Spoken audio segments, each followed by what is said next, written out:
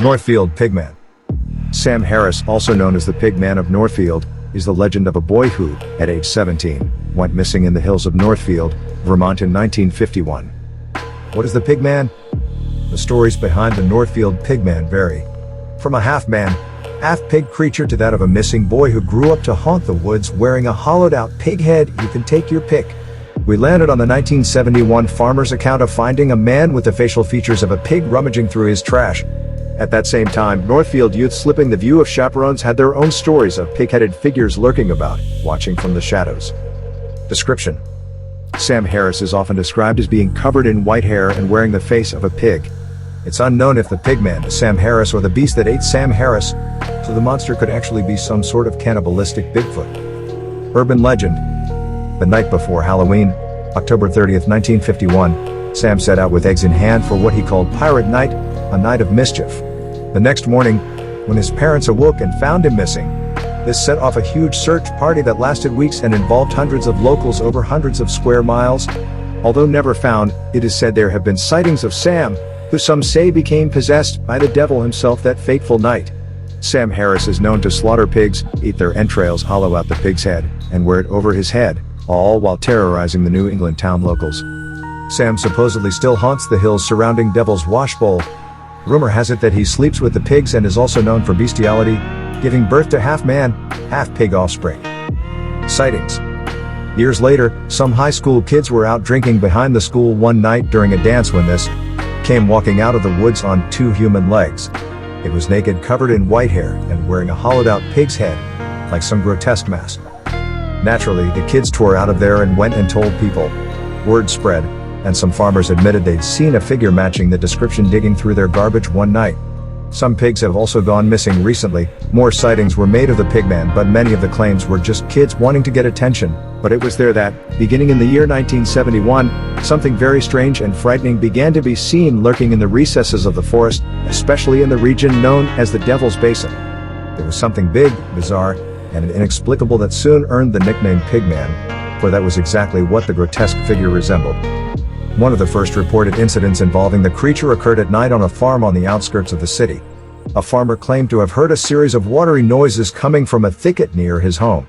The farmer, believing it was some stray animal, picked up a flashlight and went to check what was hidden in the darkness. He hoped to find a bush dog, or maybe a wounded badger, but what he saw was much stranger. The farmer came across a large animal that was poking around in an overturned trash can. The creature, which he thought was a pig, then looked in his direction and did something unexpected, which left the man speechless. He looked towards him and stood on both hind legs, rushing to protect himself from the light.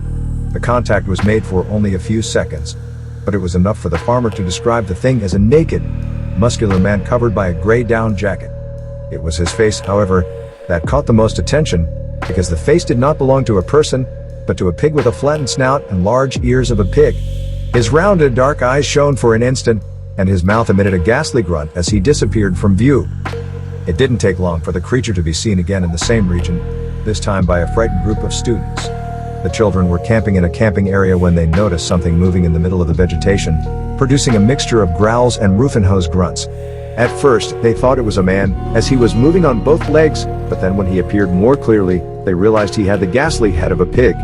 The creature responded to the shrill grunts of the children with shrill grunts and launched itself into an unshaken escape, disappearing into the forest. The teenagers told what they had seen, and a group went to the scene, finding traces of what appeared to be a large animal, but no sign of what had produced those footprints. These first two reports marked the beginning of what came to be known later as the Pigman phenomenon. As tends to happen in these cases, the thing soon grew, gaining the air of an urban legend and becoming something commented upon throughout the region. Drivers transiting at night around the Devil's Basin claimed to have seen the same creature crossing the road or even chasing cars. More than one camper reported sighting the creature in isolated areas, always looking for something to eat. In one case, a boy and his girlfriend said they saw the creature emerging from the woods and coming towards them. The two took refuge inside the car in time to escape the creature, but she even climbed onto the hood, leaving crumpled marks on every vehicle. When they fled, the Pigman still chased them for at least 15 meters, running on all fours and grunting fiercely. They described the figure as a naked man, at least 1.90 meters tall, with a body covered in white hair and hands with long fingers ending in claws. The The face was similar to that of a clearly furious pig. Sightings of the beast had become increasingly frequent. Jeff Hatch, a hunter and scoff who lived in the area, got caught up in the nearby forest several times following the Pigman trail. In his investigations, he found a cave filled with the bones of partially gnawed animals, as well as what appeared to be a kind of hiding place used by a large animal. In addition, the interior of the cave was full of tracks that appeared to belong to a pig of considerable size. Most of the bones were from cats, but there were also remains of rabbits, squirrels, dogs, and birds. Hatch showed his discovery to local authorities, and some people mentioned the disappearance of domestic animals on nearby farms. At about the same time, the deputy's office received several complaints about carcasses of dead animals that appeared to have been mutilated or even torn apart. In these, it was often seen that the bowels were absent. Meanwhile, the reports kept going. A group of teenagers would have camped near these same caves one night, and there they would have come up with a strange creature that came to invest in them. They would have scared away the monster by screaming and throwing rocks at him. Annoyed, the thing would have grunted and run away on all four legs. In another incident, this time much more serious, a 12-year-old boy was allegedly attacked by the creature and dragged through the forest screaming. The people who heard the movement entered the woods immediately to try to rescue the boy, but allegedly lost their trail a few feet ahead. Authorities were called and a rescue group was organized hastily. Some patchwork of clothes was all they found. The boy had disappeared without a trace.